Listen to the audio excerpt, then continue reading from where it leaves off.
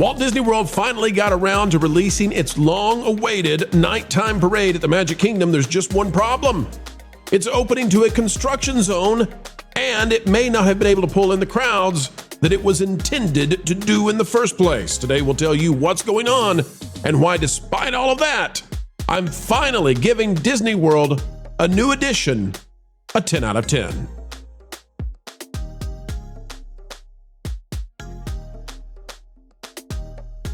Hello, ladies and gentlemen. Welcome back to the Pro Channel, where we continue to give you what you need to know, often writing tomorrow's headlines.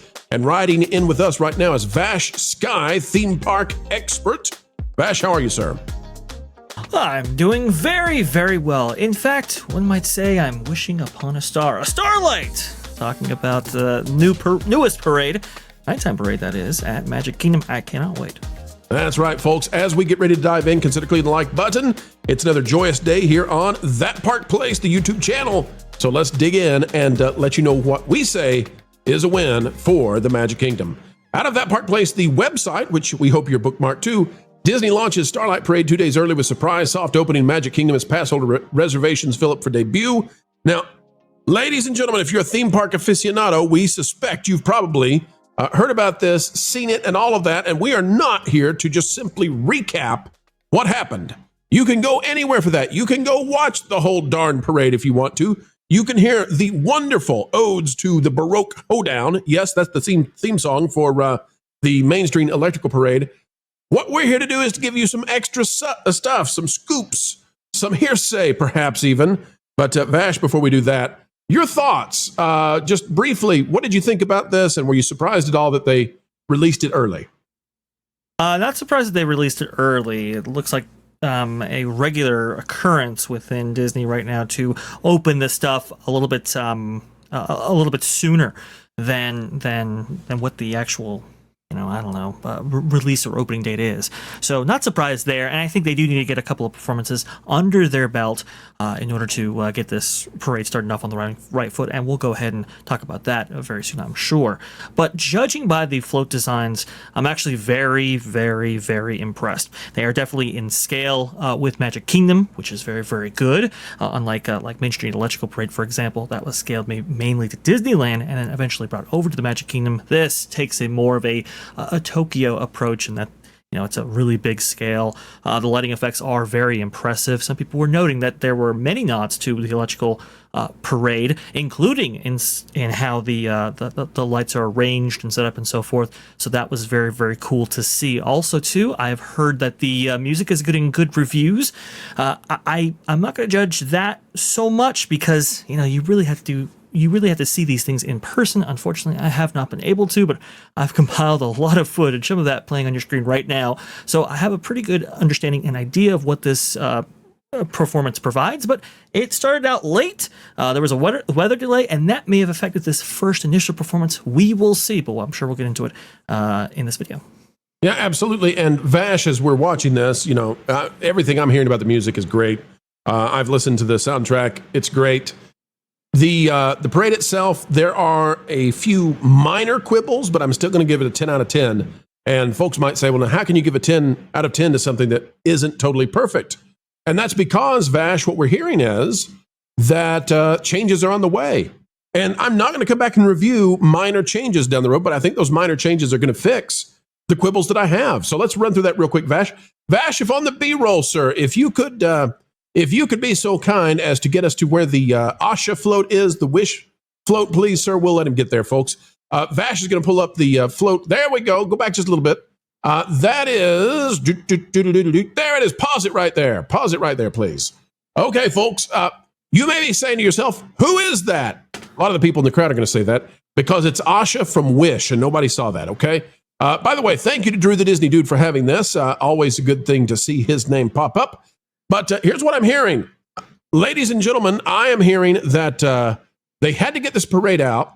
This was planned before they knew this was going to be a panned film. Terrible, right? And so now, from some of our sources, it's rumor still, we're looking at this being recast.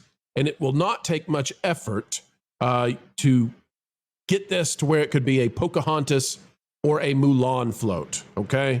So it's not hard to change this to a cherry blossom kind of idea. It's also not hard to change that into a Mother Willow concept with Pocahontas on there, and the raccoon replaces the goat. And frankly, I'll always take a raccoon over a goat in a Disney movie. Vash, you think that's happening? And I guess this goes to the quibble. The quibble is there's a little bit too much attention on newer films that haven't earned it yet, but I think that's going to be fixed in short order, talking about 1 to 2 years. What do you think? Yeah, I find that most likely right there. I think the inclusion of Wish definitely makes sense that this has been years in development, and part of that development process included Wish. I remember, the Disney bet the farm on that in a big way because that was going to be the 100th anniversary film that came out. There was many nods to animation, Disney animation, classic Disney animation in multiple instances of that film, and unfortunately, it just did not turn out that way. Hey, Vash, is princess a gendered term? I mean, I would think so, yes. I'm just saying, I see princesses and I see princes, and I got to say, I think Disney is starting to go back to what Disney was. Gendered language. Who knows? Maybe they might even start saying "ladies and gentlemen" before the shows instead of friends. But things are going back to normal. It's just a shame that so much had to be destroyed, including Tom Sawyer Island, before we got here. The parade, though, I think is phenomenal, Vash. I really do think this is a tremendous win. Here's where we get into some controversy, though, because we're good at that, right? Vash, it's a little too late.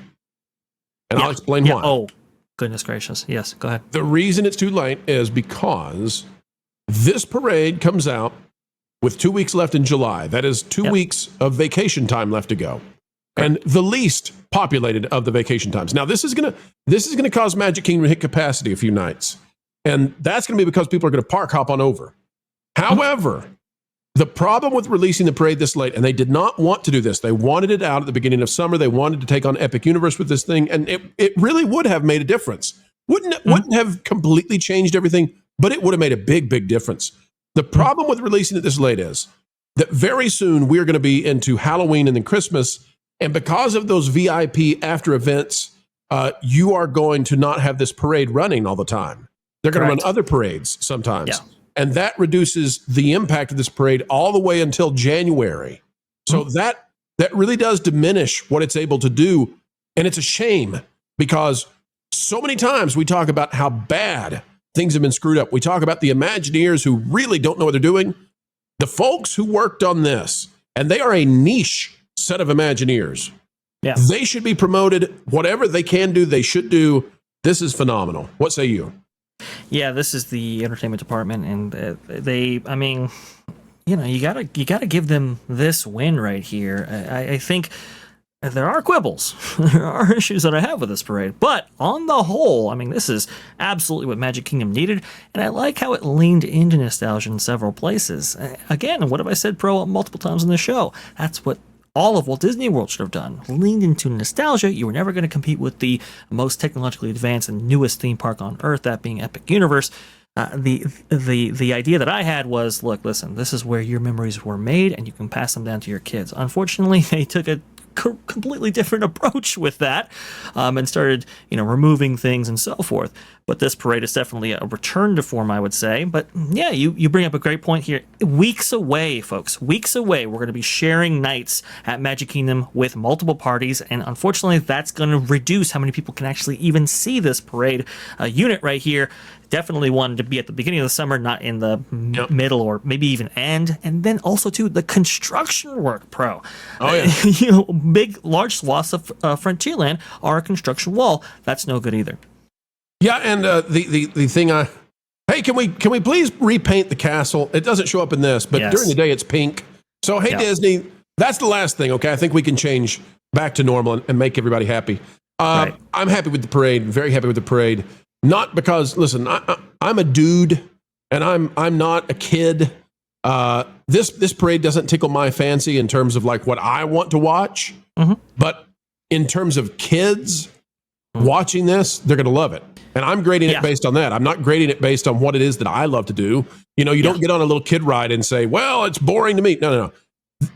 I'm grading this based on what it will do for the Magic Kingdom.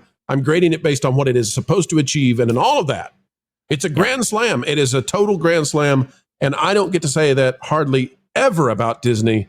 I still have tremendous problems with what Disney is doing with Disney World, but this is not one of them. This is wonderful. Vash, I know your quibble, though.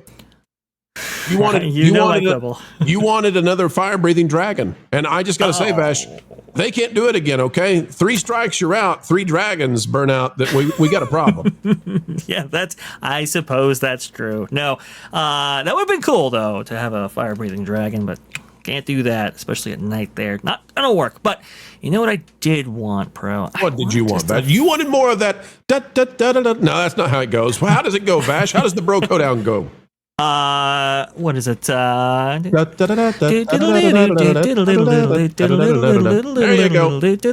Yeah, there you go. There Sorry we go. about that. Do apologize. But no, I wanted more performers, and the Meteorological Parade actually plays into this. Here, I'm going to go ahead and share my screen with a tweet from Phi Bell, where Starlight can improve is there's a severe lack of ground performers. All the ground performers have an underwhelming number of lights and details in their costumes, and don't expect Paint the Night or any other nighttime parade that you enjoy very much. And you can see they're very, very dim. It's hard to see in this photo. Well, it's hard to see in person as well. Bills and Eddie actually comes in here with some very keen insight here. Disney Starlight has only about 60 visible performers. That includes actors in character costumes. And if you add in additional float drivers, that's still only about 70 to 75 people total on the route, not including park ops to control the audience. If you add in techs and backstage tech, you're looking at less than 100 people needed total to run this parade. And a nighttime parade should have between 125 to 150 visible performers to feel, quote, alive. And that's partly why Starlight doesn't feel quite right tonight. You need the energy of more performers. Darn you, Bill Zanetti, darn you! You've dropped me from a 10 to a 9.9. It's a 9.9 out of 10 now, folks. Yeah, hey, Vash, I know how to fix this. You know how to fix this, Vash? We're going to go get those Spectral Magic uniforms back out of the closets and terrify the kids with those Spectral Magic faces. Those are the things of nightmares. Folks, if you're afraid of a clown, just know that in years past, there was a parade where we decided to light up the faces of crazy French clowns. It was terrifying. Well, I will argue that Light Magic's fairy faces were even more terrifying, but that's Disneyland history. It says right here, Spectral Magic had 120 visible performers. That was back in 1991, and then on top of that, well, you can see this piece of concept artwork right here that they released very, very early, and you can see Wendy and Peter Pan flying. Unfortunately, I thought they were really going to fly. I thought they were going to get them on a zip line. That's not the case, and there is no rig to show that. This is from Bell also, by the way. So just a couple of things, and I will say this is something that we've consistently been seeing from Disney in their entertainment performances. Actually, for a while now, they've just been cutting back on performers. In fact, this actually happened 3 years ago when the Electrical Parade actually came back to Disneyland for its 50th anniversary. They replaced the kind of America section with a Small World section, and you'll remember, Pro, that America section had a lot of performers next to it. Unfortunately, when it was rebranded there, all of those performers went away, and that just seems to be a consistent thing where Disney just doesn't want to pay those kind of equity wages or whatever have you industry term that you want to use in that instance. They just don't want to pay those performers the higher wage, I guess, to actually occupy their entertainment spectaculars and so forth. We've just been seeing cutbacks on that level as well. So I would have liked to have seen a bit more performers, them lit up. But again, minor quibbles for something that will desperately drive in the crowds, which is what Disney needs. I gotta say, Moana seems to be having some interesting movements there. She looks like an animatronic that's broken down. Keep it going, Moana. Keep going. All right, folks, that's it for now. Thanks for joining us here on TPP. If you've not yet hit that like button or subscribe, do so now. Share this out. Drop a comment down below. And gasp loudly, please, and say, I can't believe Pro rated something that modern Disney has done this well. But, folks, we call balls and strikes. That's what it gets. 9.9 out of 10. We started at 10, and darn it, Vash, the performers got me. All right, Vash, anything you want to plug before we say sayonara for now? Absolutely. Well, on That Park Place, we have some amazing programming every single Tuesday and Thursday at, 11 a.m. Eastern, and then followed, obviously, by the Pro Show. And then on Tuesdays, on 3 p.m. Eastern, we have that pod place or T3PO Live, and that is a fun show. I think we're going to be covering this and a couple of other things, so definitely stay tuned. And Hollywood Backlit with Lou and you every single Sunday at 2 p.m. Eastern.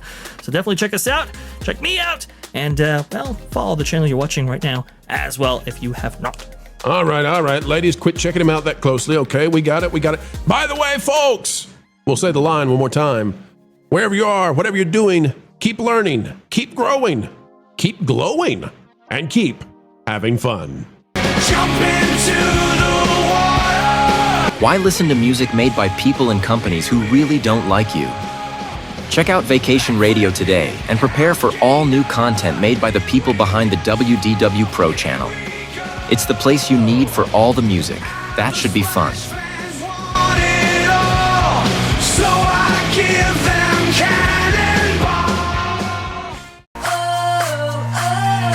Yeah! Hundreds of songs, every genre you can imagine. Listen live on YouTube and enjoy a set list that's always sunny. It's Vacation Radio. Arizona,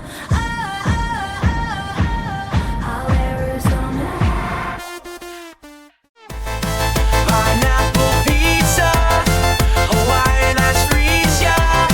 Can't wait to be up. 3 days of you and me. What are you waiting for? Every WDW Pro video has a link to Vacation Radio in the video description. Try it out and subscribe today.